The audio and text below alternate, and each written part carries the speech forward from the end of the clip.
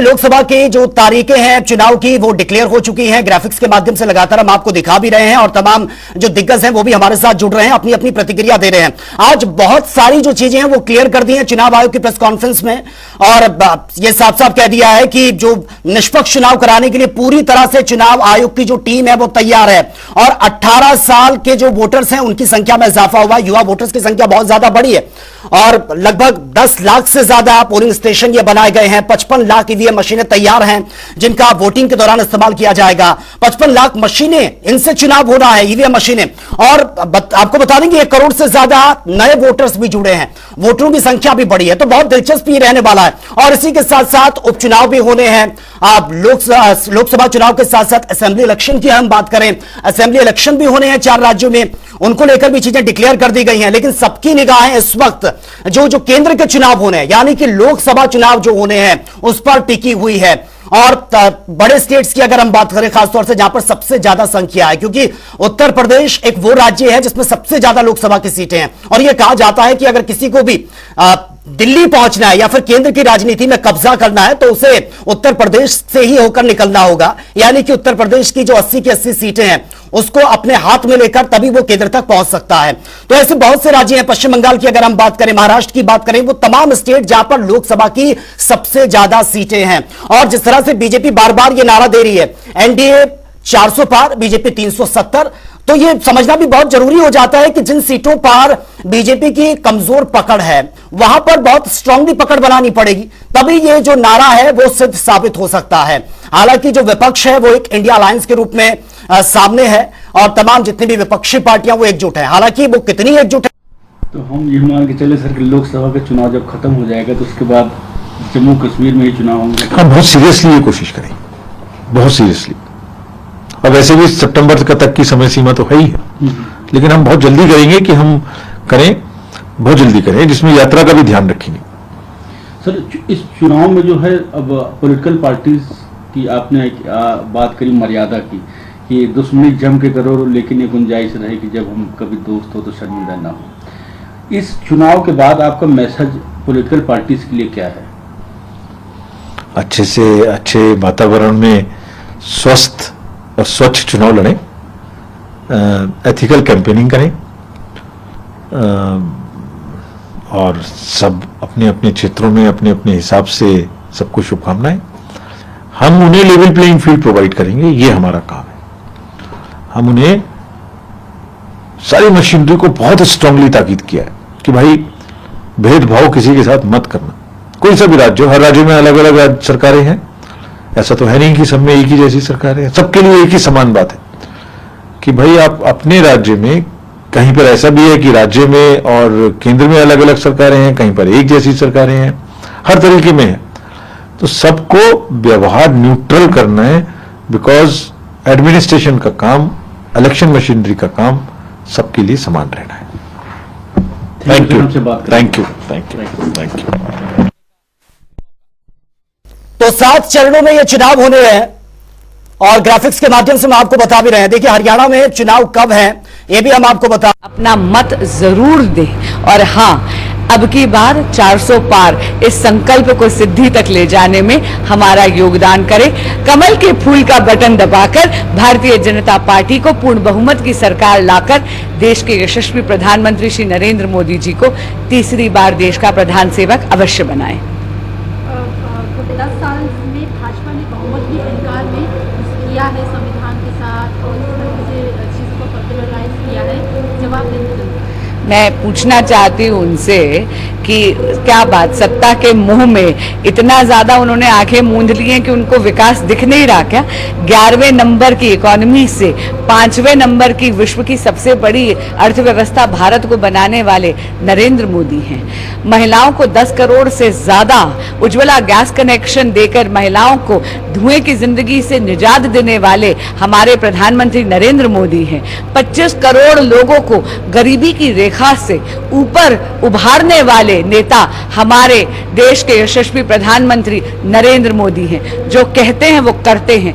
सारे वचन जो भाजपा के मैनिफेस्टो में लिखे थे उन सबकी भी पूर्ति करी और एक विकसित भारत का स्वप्न भी देखा जो हकीकत होने जा रहा है 2047 तक।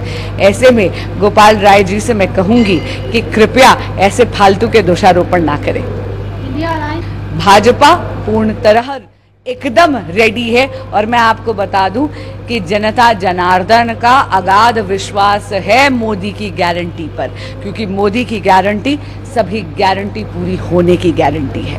आप देख लीजिएगा 4 जून को आएगा तो मोदी ही। इंग्लिश डे डिक्लेयर कर दी है 7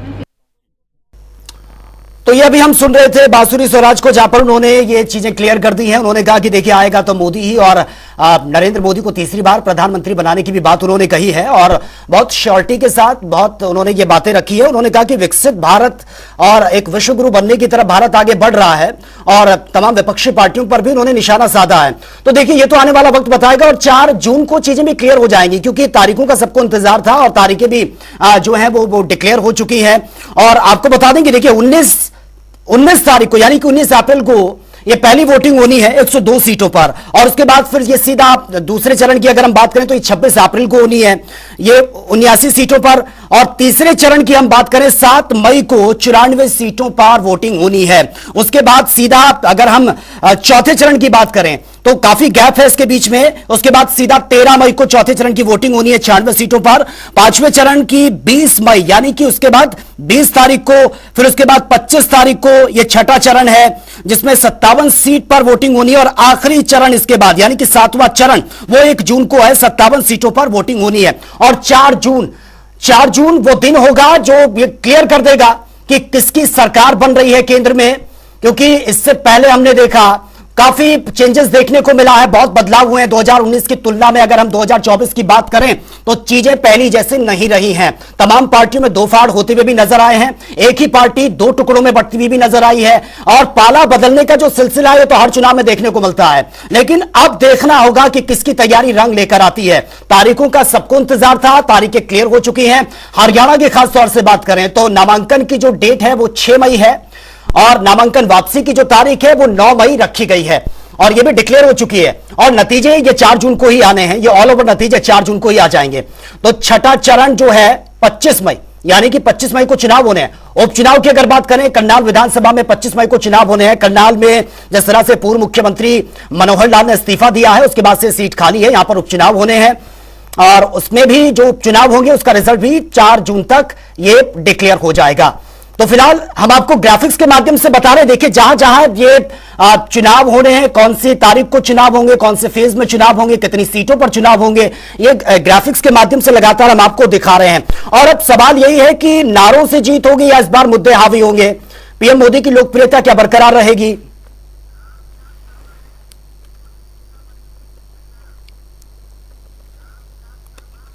और हमारे साथ पूर्व शिक्षा मंत्री रामविलास शर्मा जी इस वक्त सीधा फोन लाइन पर बने हुए हैं। रामविलास शर्मा जी, स्वागत है आपका जनता टीवी में। जी जी, थैंक यू। जनता टीवी के दर्शकों को, जनता टीवी चैनल के पत्रकार छायाकार मित्रों को मैं धन्यवाद करता हूं। आपने मुझे अपनी हरियाणा की महान जनता जनार्दन से रूबरू होने का अवसर दिया।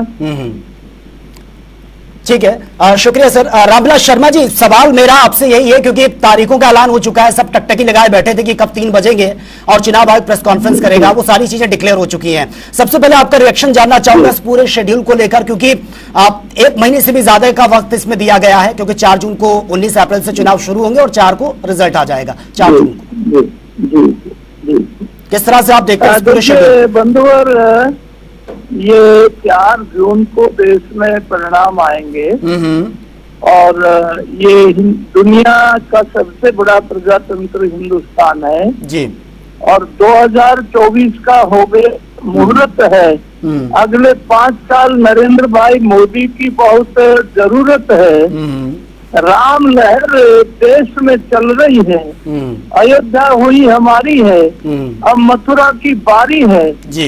देश का जो प्राचीन गौरव है रामलला की लड़ाई 550 साल हिंदुस्तान के फकीरों ने, पुजारियों ने, संतों ने लड़ी। 1,14,000 शहादतें हुई। जी जी। औरंगजेब ने हमारा नामो निशान मिटाने की कोशिश की, पर वो ज्ञान व्यापी के खंबे पर जी। और एक एक दीवार बोल रही है कि ये भगवान शंकर की आराधना का स्थान है।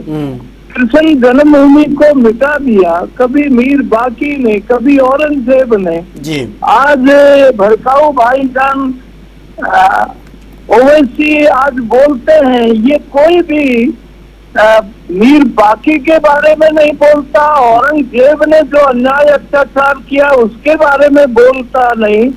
आज देश में एक यशस्वी प्रधानमंत्री नरेंद्र भाई मोदी जी। केदारनाथ से लेके बद्रीनाथ, काशी विश्वनाथ का कॉरिडोर से लेकर के अयोध्या में 22 जनवरी को रामलला का जी। साष्टांग प्रणाम करके 140 करोड़ के सामने लोगों ने वो फोटो अपनी आंखों में कैद कर रखी है, अपने मोबाइल में कैद कर रखी है। और इस बार 400 पार नरेंद्र भाई मोदी तीसरी बार भारी बहुमत से एक इतिहास का निर्माण करेंगे, ये मेरी मान्यता है। ठीक है रामविलास शर्मा जी, ये आप बड़ा अचीवमेंट्स बता रहे हैं। 370 की बात करें, 3 तलाक, राम मंदिर, सीएए, लेकिन तमाम विपक्षी पार्टियां इसी को ही हथियार बनाकर चुनावी मैदान में है। वो कह रहे हैं कि लोकतंत्र खतरे में है और तमाम तरीके के आरोप जो वो लगाते हैं जांच एजेंसियों पर, वो कह रहे हैं मुद्दों की कमी नहीं है, ये चाहे कितने भी नारे लगा दें, 400 पार, 370 पार, कुछ नहीं होना है, मुद्दे हावी रहेंगे। विपक्षी दल बंधुवर, आप इतने अनुभवी पत्रकार है। बंगाल में ममता दीदी 42 सीटों पर लोकसभा चुनाव लड़ रही है। एक ये इटली का भांजा भारत तोड़ो यात्रा कर रहा है। ये महाराष्ट्र में वीर सावरकर स्वतंत्रता सेनानी को गाली दे रहा है। ये कश्मीर से धारा 370 हटाने के बाद कश्मीर में आपने अभी नरेंद्र भाई मोदी का कितना जोरदार स्वागत हुआ। आज पूरे हिंदुस्तान में ये चुनाव जो इस बार का चुनाव है, जी जी, ये हिंदुस्तान बनाम सब है। न इनके पास कोई एजेंडा है, न इनके पास झंडा है, न उस झंडे में कोई डंडा है। केवल और केवल नरेंद्र मोदी को गाली देने से, रामलला का बहिष्कार करने से हिंदुस्तान की जनता सब देख रही है। ठीक है। और हम 4 जून को फिर एक बार मुझे बुलाना, मेरे ऊपर शंकर की कृपा है भविष्यवाणी करने की। जी जी। और 4 जून को मुझे फिर बैठाना, मैं बताऊंगा। बिल्कुल रामविलास शर्मा जी, 4 जून को आपको जरूर बुलाएंगे, आप डिबेट का हिस्सा जरूर बनेंगे। लेकिन अब बात हरियाणा के संदर्भ में कर लेते हैं। हरियाणा में छठे चरण में चुनाव होने हैं, 10 की 10 सीटें, उनको जीतना ये बीजेपी के लिए बहुत बड़ा चैलेंज रहने वाला है, क्योंकि पिछली बार जो सीटें थी उनको अब दोबारा से अपने पाले में लाना या फिर बहुत इजी टास्क है, क्योंकि इंडिया अलायंस भी सामने खड़ा है। अब तो कांग्रेस और आम आदमी पार्टी एक साथ मैदान में है। देखिए, पहले भी 2019 में भी भारतीय जनता पार्टी कमल के फूल पर 10 की 10 लोकसभा सीटें जीती थी। करनाल से पूरे हिंदुस्तान में 6,62,000 से हमारा संजय भाटिया जीता था। फरीदाबाद से हमारा कृष्णपाल गुर्जर 4,72,000 से जीता था।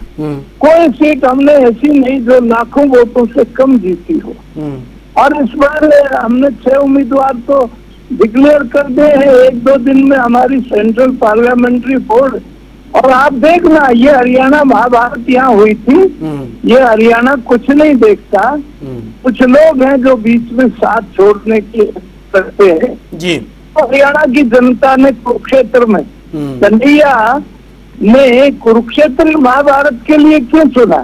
क्योंकि यहाँ महाभारत में हरियाणा के लोग पुण्य का साथ देते हैं, पुण्य के साथ खड़े होकर के पांडवों के साथ लड़ाई लड़ सकते हैं, इसलिए यहाँ लड़े।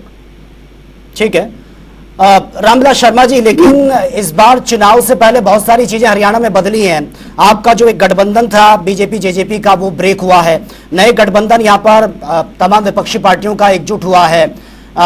कोई इसका बड़ा इम्पैक्ट या फिर सब जैसे चल रहा है वैसे ही चलेगा? देखिए एक बात भाईजान मैं आपको बताऊं, जी जी। It is BJP a party with difference. Maharashtra में देवेंद्र फडणवीस 5 साल कामयाब मुख्यमंत्री रहता है और पार्टी तय करती है कि 70 विधायकों के नेता आप हैं, एकनाथ शिंदे 41 एमएलए का नेता है, शिंदे मुख्यमंत्री होगा, आपने डिप्टी सीएम रह करके सरकार चलानी है। नरेंद्र भाई मोदी देश के यशस्वी प्रधानमंत्री 11 को गुरुग्राम में आते हैं और 12 को कहते हैं कि मनोहर लाल जी एक ओबीसी यंग चेहरे को, नायब सैनी को मुख्यमंत्री की शपथ दिलानी है। नायब सैनी जी को मुख्यमंत्री की शपथ दिला दी, करनाल विधानसभा की सीट खुद खाली कर दी। इसीलिए party with difference. Ashok Gehlot को सोनिया गांधी ने कहा था कि आपको राष्ट्रीय अध्यक्ष बनाएंगे, वो प्रताप सिंह खाचरियावास को भड़का दिया उन जुलूम। This is a party, this is the biggest party of the world, this is the biggest party with A difference. तो इसलिए मैं आपसे, हमारे पास एक नेता है, उस नेता का एक विजन है, वो नेता तपस्वी है, वो नेता यशस्वी है। आज पूरी दुनिया में 140 करोड़ का जो नाम है वो सबसे ऊपर रखा है and we are proud of it. और 400 पार का जो नारा दिया है वो इस बार हिंदुस्तान की जनता पूरा करेगी। ठीक है, बहुत बहुत धन्यवाद आपका। ठीक है रामविलास शर्मा जी, बहुत बहुत शुक्रिया आपका हमसे जुड़ने के लिए।